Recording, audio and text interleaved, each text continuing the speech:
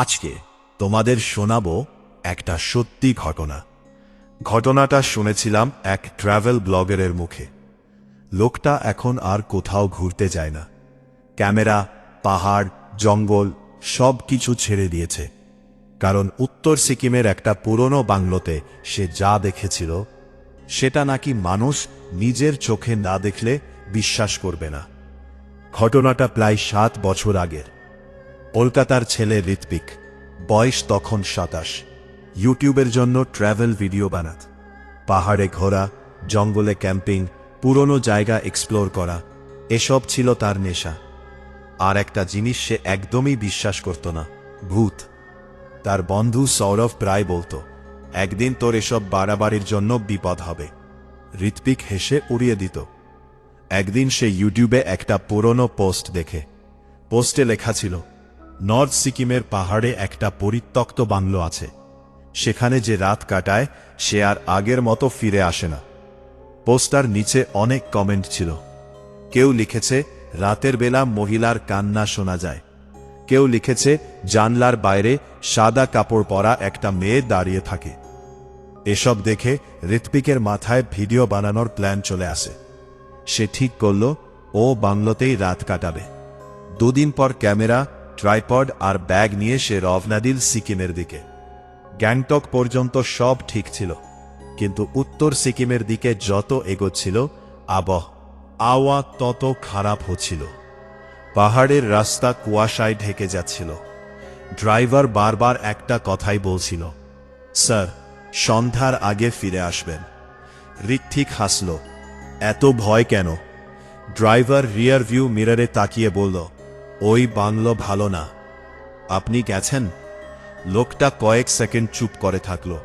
তারপর আস্তে বলল, আমার ভাই গেছিল। তারপর ফিরেছিল, কিন্তু পুরো মানুষটা বদলে গেছিল। ঋত্বিক একটু হেসে বলল, মানে? সে 3 দিন শুধু একটা কথাই বলছিল, ও এখনো জানলার পাশে দাঁড়িয়ে আছে। কথাটা বলে ড্রাইভার চুপ করে গেল। বিকেল নাগাদ তারা পাহাড়ের একদম নির্জন এলাকায় পৌঁছিল। চারপাশে শুধু জঙ্গল আর কুয়াশা। দূরে একটা পুরনো কাঠের বাংলো দেখা যাচ্ছিল। বাংলোটার ছাদ ভাঙা, জানলাগুলো অর্ধেক খুলে আছে। মনে হচ্ছিল বহু বছর কেউ ওখানে থাকেনি। ড্রাইভার গাড়ি থামিয়ে বলল, আমি এখানে অপেক্ষা করব না স্যার, কাল সকালে আসব। এত ভয় পাচ্ছেন কেন? লোকটা কাপা গলায় বলল, সন্ধ্যার পর ওই রাস্তা দিয়ে কেউ যায় না। গাড়ি চলে যাওয়ার পর চারপাশটা অস্বাভাবিক শান্ত হয়ে গেল। ঋত্বিক ক্যামেরা অন করল। তো বন্ধুরা, আজ আমি চলে এসেছি উত্তর সিকিমের সেই ভুতুড়ে বাংলোতে। ভিডিও করতে করতে সে বাংলোর ভেতরে ঢুকল। ভেতরে পুরনো কাঠের গন্ধ, ধুলো জমে আছে, দেয়ালের রং উঠে গেছে, মেঝেতে ভাঙা কাঁচ পড়ে আছে। কিন্তু অদ্ভুত ব্যাপার হলো, একটা ঘর একদম পরিষ্কার, যেন কেউ নিয়মিত ব্যবহার করে। ঘরের মাঝখানে পুরনো কাঠের টেবিল, তার ওপর একটা কেরোসিন ল্যাম্প, আর পাশে একটা ডায়েরি। ঋত্বিক অবাক হয়ে ডায়েরিটা খুলল। প্রথম পাতায় লেখা, যদি কেউ এই বাংলোতে আসে তাহলে রাত 12টার পর দরজা খুলবে না। ঋত্বিক হেসে বলল, ক্লাসিক হরর মুভি স্টাইল। সে ভিডিওতে ডায়েরিটা দেখাল। পরের পাতায় লেখা, ও জানলার বাইরে দাঁড়িয়ে থাকে। ঠিক তখনই বাইরে ঝড় শুরু হলো। বাংলোর জানলাগুলো ঠকঠক শব্দ করতে লাগল। ঋত্বিক একটু চমকে গেলেও নিজেকে সামলে নিল। সে ভাবল, কেউ হয়তো মজা করার জন্য এসব লিখেছে। রাত নামার পর ঠান্ডা অনেক বেড়ে গেল। বিদ্যুৎ ছিল না। সে ল্যাম্প জ্বালিয়ে বসেছিল। হঠাৎ উপরের তলা থেকে একটা শব্দ এলো, ধূপ ধূপ। মনে হচ্ছিল কেউ হাঁটছে। ঋত্বিক ক্যামেরা নিয়ে সিঁড়ির দিকে এগোল। পুরনো কাঠের সিঁড়িগুলো কড়কড় শব্দ করছিল। উপরে উঠে সে দেখল একটা লম্বা করিডোর, দুপাশে কয়েকটা ঘর, সব বন্ধ। কিন্তু করিডোরের একদম শেষের ঘরটার দরজা একটু খোলা। ভেতর থেকে হালকা আলো আসছে। ঋত্বিক ধীরে ধীরে এগোল। তার বুকের ভেতর কেমন অস্বস্তি হয়েছিল। ঘরের সামনে গিয়ে সে দরজাটা ঠেলে খুলল। ভেতরে কেউ নেই, শুধু একটা পুরনো দোলনা চেয়ার দুলছে। সেই কিঞ্চ মনে হচ্ছিল কয়েক সেকেন্ড আগেও কেউ বসেছিল। ঠিক তখনই তার ক্যামেরা নিজে থেকেই বন্ধ হয়ে গেল। ধুর, সে ক্যামেরা অন করার চেষ্টা করল, কাজ হচ্ছে না। হঠাৎ পিছন থেকে একটা মেয়ের গলা ভেসে এল, তুমি এখানে কেন এসেছে? ঋত্বিক ঘুরে দাঁড়াতেই তার শরীর ঠান্ডা হয়ে গেল। দরজার সামনে একটা মেয়ে দাঁড়িয়ে, সাদা পোশাক, চুল মুখ ঢেকে রেখেছে, মাথা নিচু। ঋত্বিক প্রথমে ভাবল কেউ হয়তো লোকাল মানুষ। সে বলল, কে আপনি? মেয়েটা ধীরে ধীরে মাথা তুলল, আর তখনই ঋত্বিকের বুক কেঁপে উঠল। মেয়েটার চোখ দুটো সম্পূর্ণ সাদা, কোনো মনি নেই। সে আস্তে বলল, তোমার চলে যাওয়া উচিত। হঠাৎ ল্যাম্পটা নিভে গেল, চারপাশ অন্ধকার। ঋত্বিক ফোনের টর্চ জ্বালাল, কিন্তু আবার তাকিয়ে দেখে কেউ নেই। দোলনা চেয়ারটাও থেমে গেছে। ঋত্বিক দ্রুত নিচে নেমে এলো। প্রথমবারের মতো তার মনে হলো জায়গাটা সত্যি অদ্ভুত। সে নিজেকে বোঝাতে লাগল, হয়তো চোখের ভুল। রাত তখন প্রায় 11:30। বাইরে ঝড় আরো বেড়েছে। হঠাৎ বাংলোর প্রধান দরজায় ধাক্কার শব্দ শুরু হলো, ধাম ধাম ধাম। মনে হচ্ছিল বাইরে কেউ খুব জোরে আঘাত করেছে। ঋত্বিক দরজার কাছে গিয়ে বলল, কে? কোনো উত্তর নেই। আবার ধাম।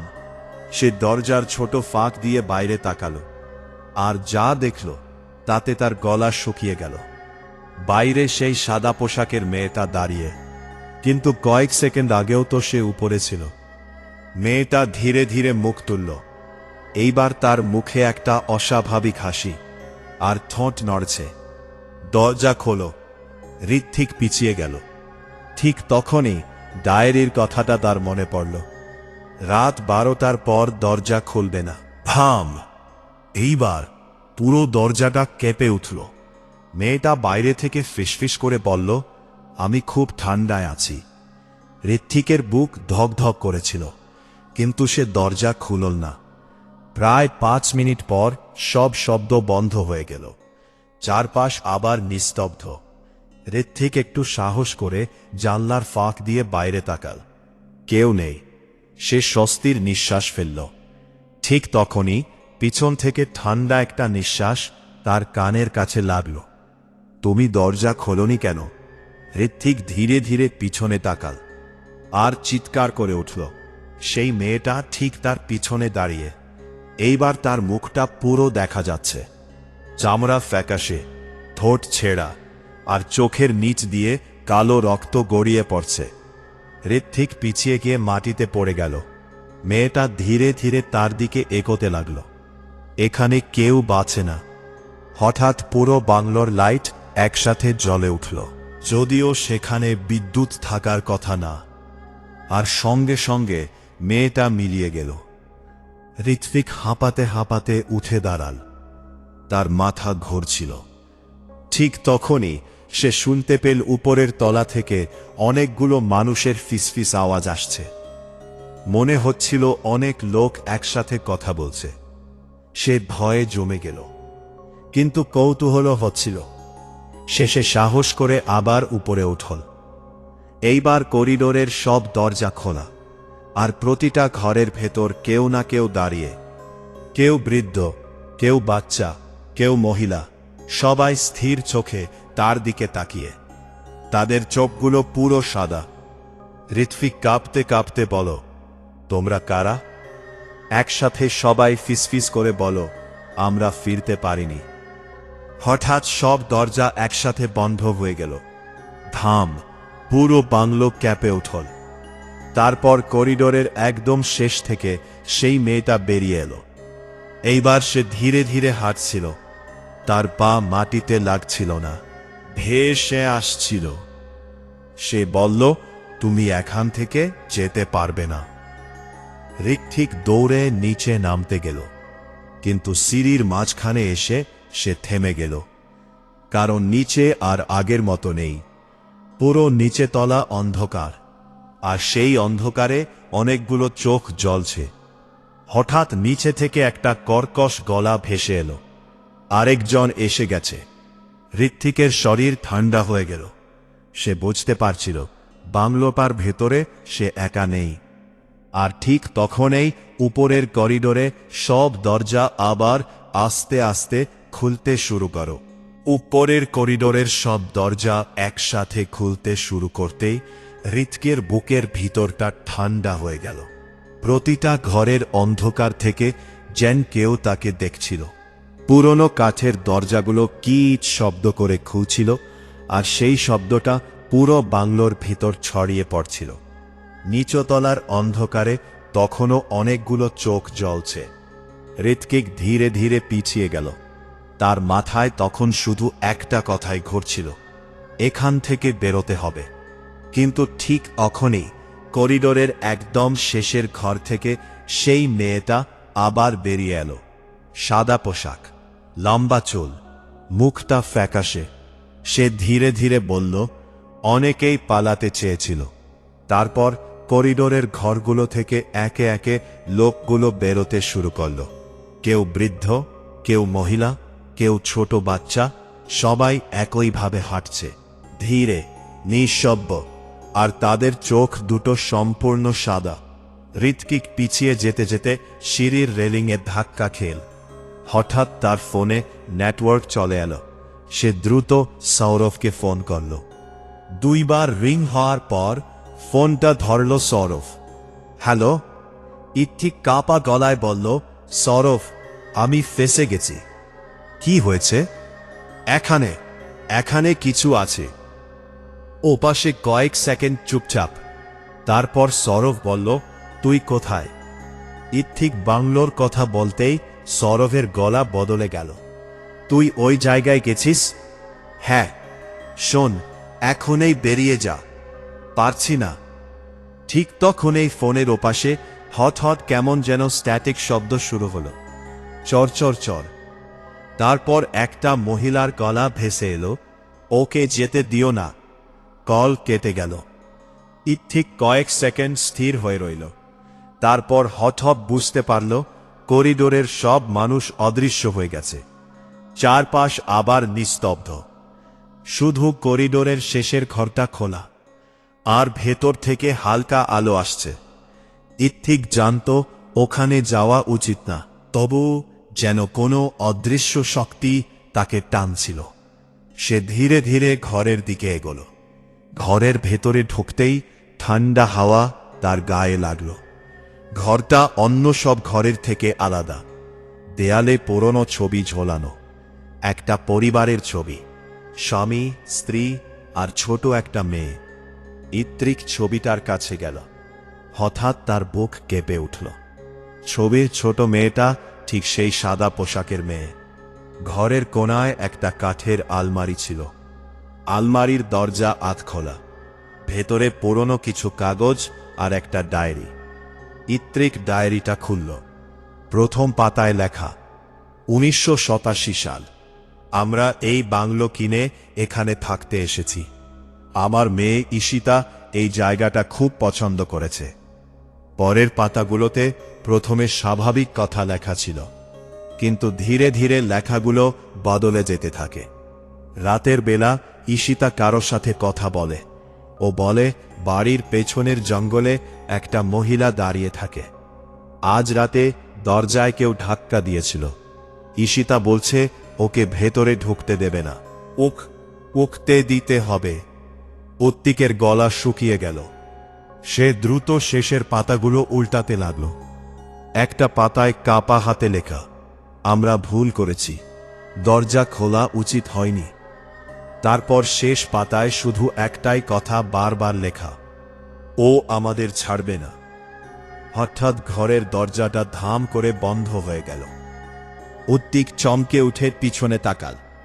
আর তখনই সে দেখল ঘরের এক কোণায় সেই ছোট মেয়েটা দাঁড়িয়ে, ঈশিতা। এইবার তার চোখ থেকে কালো জল পড়ছে। সে আস্তে বলল, তুমি এখনো বেঁচে আছ? ঋত্বিক কাপা গলায় বলল, তুমি কে? মেয়েটা ধীরে ধীরে বলল, আমরা সবাই এখানে আটকে আছি। কেন? ঈশিতা কিছু বলার আগে হঠাৎ পুরো ঘর কেঁপে উঠল। তারপর বাইরে থেকে একটা বিকট মহিলার হাসি শোনা গেল। হা হা হা হা। সেই হাসি শুনে ঈশিতার মুখে ভয় ফুটে উঠল। সে ফিসফিস করে বলল, ও চলে এসেছে।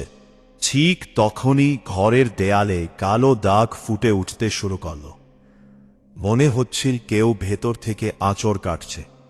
দেয়ালের রং খসে পড়ছে, আর ধীরে ধীরে একটা মুখ তৈরি হচ্ছে। একটা বিকৃত মহিলার মুখ। চোখ নেই, ঠোঁট ছেঁড়া, মুখের চামড়া পচে গেছে। ঋত্বিক পিছিয়ে গেল। মহিলাটা দেয়ালের ভেতর থেকেই বলল, আরেকটা আত্মা। হঠাৎ দেয়াল ফেটে একটা কালো হাত বেরিয়ে এল। ঋত্বিক চিৎকার করে দরজা খুলতে গেল, কিন্তু দরজা খুলছে না। পিছনে তাকিয়ে সে দেখল দেয়ালের ভেতর থেকে মহিলাটা বেরিয়ে আসছে। তার শরীর অস্বাভাবিক লম্বা, চুল মাটিতে লেগে আছে। সে হামাগুড়ি দিয়ে এগিয়ে আসছিল। ঈশিতা কাঁদতে কাঁদতে বলল, পালাও। পরের মুহূর্তেই দরজাটা নিজে থেকেই খুলে গেল। ঋত্বিক দৌড়ে বেরিয়ে এল। পুরো বাংলো তখন কাঁপছে। উপরে নিচে সব জায়গা থেকে ফিস ফিস আওয়াজ আসছে। থেকে যাও, থেকে যাও। ঋত্বিক সিঁড়ি দিয়ে নিচে নেমে প্রধান দরজার দিকে দৌড়াল, কিন্তু দরজার সামনে এসে থেমে গেল। কারণ দরজার সামনে এখন সেই মহিলা দাঁড়িয়ে, একদম স্থির। তার মুখটা অন্ধকারে স্পষ্ট দেখা যাচ্ছে না, কিন্তু তার হাসিটা দেখা যাচ্ছে। ঋত্বিক পিছিয়ে গেল। মহিলাটা ধীরে ধীরে বলল, এই বাংলো আমার। হঠাৎ সব লাইট নিভে গেল। চারপাশ অন্ধকার, শুধু বাইরে বজ্রপাতের আলো মাঝে মাঝে বাংলোর ভেতর পড়ছে। ঋত্বিক দৌড়ে রান্নাঘরের দিকে ঢুকল। সেখানে একটা পুরনো জানলা ছিল। সে জানলা খুলতে চেষ্টা করল, কিন্তু জানলাটা আটকে গেছে। ঠিক তখনই পিছন থেকে সেই মহিলার গলা, তুমি পালাতে পারবে না। ঋত্বিক ধীরে ধীরে পিছনে তাকাল। মহিলাটা এখন দরজার সামনে দাঁড়িয়ে। এইবার বজ্রপাতের আলোয় তার মুখটা স্পষ্ট দেখা গেল। আর সেই মুখ দেখে এই ঋত্বিকের শরীর অবশ হয়ে গেল। মহিলার মুখের অর্ধেক অংশ পুড়ে গলে গেছে। চোখের জায়গায় কালো ফাঁকা গর্ত, আর তার বুকের মাঝাখানে একটা বড় কাটা দাগ। সে ধীরে ধীরে বলল, ওরা আমাকে মেরেছিল। ঋত্বিক কাঁপতে কাঁপতে বলল, কে? যারা এখানে থাকত। তারপর মহিলাটা আস্তে আস্তে এগোতে লাগল। আমি সাহায্য চাইতে এসেছিলাম, কিন্তু ওরা দরজা বন্ধ করে দিয়েছিল। হঠাৎ রান্নাঘরের চারপাশে ঠান্ডা বেড়ে গেল। ঋত্বিকের নিঃশ্বাস দেখা যাচ্ছিল। মহিলাটা এবার একদম তার সামনে। তাই এখন কেউ এখানে এলে আমি তাকে যেতে দিই না।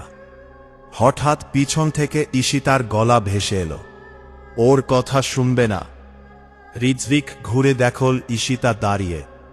সে কাঁদতে কাঁদতে বলল, ও আমাদের সবাইকে মেরে ফেলেছে। মহিলাটা সঙ্গে সঙ্গে বিকট চিৎকার করে উঠল। তার চুলগুলো বাতাসে উড়তে লাগল। চারপাশের বাসনাপত্র কাঁপতে শুরু করল। সীতা চিৎকার করে বলল, বেসমেন্টে যাও। ঋত্বিক আর কিছু না ভেবে দৌড়ে বেরিয়ে গেল। বাংলোর পেছনে একটা কাঠের দরজা ছিল। সেটা খুলতেই নিচে নামার সিঁড়ি দেখা গেল। বেসমেন্ট, ভেতরে অন্ধকার আর পচা গন্ধ। ঋত্বিক ফোনের টর্চ জ্বালিয়ে নিচে নামল, আর কয়েক ধাপ নামতেই সে থেমে গেল। কারণ মেঝেতে অনেকগুলো পুরনো হাড় পড়ে আছে, মানুষের হাড়। তার বুক ধরফর করতে লাগল। দেওয়ালের পাশে একটা লোহার ট্রাঙ্ক ছিল। সে সেটা খুলতেই ভেতরে অনেক পুরনো খবরের কাগজ দেখতে পেল। একটা কাগজে বড় করে লেখা, নর্থ সিকিম বাংলোতে রহস্যজনক মৃত্যু। খবরটা পড়ে ঋত্বিক জানতে পারল, অনেক বছর আগে এক মহিলা ঝড়ের রাতে সাহায্য চাইতে ওই বাংলোতে এসেছিল, কিন্তু বাংলোর মালিক তাকে ভেতরে ঢুকতে দেয়নি। মহিলা ঠান্ডায় মারা যায়। মরার আগে সে নাকি অভিশাপ দিয়েছিল, এই বাড়িতে কেউ শান্তিতে বাঁচবে না। তার কয়েকদিন পর থেকেই বাংলোতে অদ্ভুত ঘটনা শুরু হয়। এক এক করে সবাই মারা যায়, কেউ আত্মহত্যা করে, কেউ নিখোঁজ হয়, আর তারপর থেকে বাংলোটা পরিত্যক্ত। ঠিক তখনই বেসমেন্টের ওপরে ধূপ ধূপ শব্দ শুরু হলো। মনে হচ্ছিল কেউ ধীরে ধীরে নিচে নামছে। ঠিক টর্চের আলো সিঁড়ির দিকে ফেলল, আর দেখল মহিলাটা দাঁড়িয়ে, তার মাথা অস্বাভাবিকভাবে একদিকে বাঁকানো। সে ধীরে ধীরে হাসছে। তুমি সব জেনে গেছে। তারপর সে সিঁড়ি দিয়ে নামতে শুরু করল। ঠিক পিছিয়ে যেতে যেতে দেয়ালে ধাক্কা খেল, আর তখনই তার চোখে পড়ল দেয়ালের ওপর একটা পুরনো তান্ত্রিক চিহ্ন আঁকা। তার নিচে কিছু লেখা, যে আত্মাকে ক্ষমা করা যায় না তাকে মুক্তিও দেওয়া যায় না। হঠাৎ ঈশিতার গলা আবার ভেসে এল, ওর হাড় পুড়িয়ে দাও। ঠিক চারপাশে তাকিয়ে একটা পুরনো কাপড়ের মধ্যে মানুষের কঙ্কাল দেখতে পেল, সম্ভবত সেই মহিলার। ঠিক তখনই মহিলাটা বিকট গতিতে তার দিকে এগিয়ে এল। ঠিক তাড়াতাড়ি পাশে থাকা কেরোসিনের বোতল তুলে হাড়গুলো ওর ওপর ঢেলে দিল। তারপর লাইটার জ্বালিয়ে ছুঁড়ে মারল। মুহূর্তের মধ্যে আগুন ছড়িয়ে পড়ল। মহিলাটা ভয়ঙ্কর চিৎকার করে উঠল। পুরো বেসমেন্ট কাঁপতে লাগল। সে চিৎকার করতে করতে বলছিল, না। তার শরীর ধীরে ধীরে কালো ধোঁয়ায় পরিণত হতে লাগল, আর সঙ্গে সঙ্গে বাংলার চারপাশ থেকে অসংখ্য মানুষের কান্নার শব্দ ভেসে এলো। মনে হচ্ছিল অনেক আত্মা একসাথে মুক্তি পাচ্ছে। ঈশিতা ধীরে ধীরে ঋতবিকের সামনে এসে দাঁড়াল। এই প্রথম তার মুখটা শান্ত লাগছিল। সে আসতে বলল, ধন্যবাদ। তারপর ধীরে ধীরে সে মিলিয়ে গেল। একসাথে বেসমেন্টের সব ঠান্ডা হাওয়া থেমে গেল। চারপাশ নিস্তব্ধ। ঋতবিক দৌড়ে বাংলোর বাইরে বেরিয়ে এলো। ঠিক তখনই পিছনে বিকট শব্দ হল। সে ঘুরে দেখল পুরো বাংলোতে আগুন লেগে গেছে। আগুন ধীরে ধীরে পুরো বাড়িটাকে গ্রাস করছে, আর আগুনের ভেতরে যেন অনেকগুলো ছায়া দাঁড়িয়ে আছে। পরদিন সকালে ড্রাইভার এসে দেখে ঋত্বিক রাস্তার পাশে অজ্ঞান হয়ে পড়ে আছে। তার ক্যামেরার সব ফুটেজ নষ্ট হয়ে গেছিল, কিন্তু শুধু একটা ভিডিও ছিল। ভিডিওতে দেখা যাচ্ছিল অন্ধকার করিডর, আর শেষে কয়েক সেকেন্ডের জন্য সেই সাদা পোশাকের মেয়েটা ক্যামেরার সামনে এসে ফিসফিস করে বলছে, এখন আমরা মুক্ত। ঋত্বিক সেই ঘটনার পর আর কখনো একা কোথাও ঘুরতে যায়নি। আজও রাতে ঘুমোতে গেলে নাকি সে মাঝে মাঝে শুনতে পায় ধূপ ধূপ ধূপ, কেউ যেন ধীরে ধীরে কাঠের সিঁড়ি বেয়ে ওপরে উঠছে। তো বন্ধুরা, আজকের গল্প এখানেই শেষ। যদি গল্পটা ভালো লেগে থাকে আর এরকম আরও রিয়েল হন্টেড গল্প শুনতে চাও, তাহলে অবশ্যই চ্যানেলটা সাবস্ক্রাইব করে রেখো। সামনে আরও ভয়ঙ্কর সত্যি ঘটনা নিয়ে আবার হাজির হব।